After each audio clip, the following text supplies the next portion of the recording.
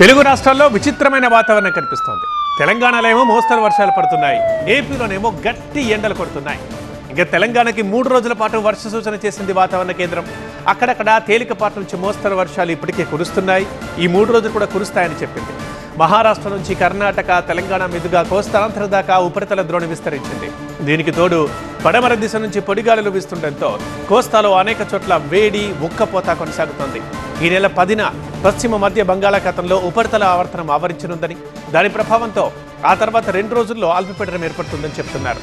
దీంతో ఈ నెల 12 తర్వాత నైరుతి రుతుపవనాల్లో కదలిక వస్తుంది. గత నెల 24న కేరళలో ప్రవేశించిన రుతుపవనాలు 29 నాటికి పశ్చిమ బెంగాల్ దాకా విస్తరించి తర్వాత నిలిచిపోయాయి. గడిచిన 8 రోజుల నుంచి పడమర గాలులు వీస్తుండటంతో దక్షిణ భారతం, దానికి ఆనుకొని మధ్య, తూర్పు భారతాల్లోని అనేక ప్రాంతాల్లో తేమకు బదులు పొడి వాతావరణం నెలకొంది. దీంతో రుతుపవనాలు ముందుకు వెళ్లే పరిస్థితి లేకుండా పోయింది. మరో 4 రోజులు ఉక్కపోత తప్పదంటున్నారు వాతావరణ శాఖ అధికారులు.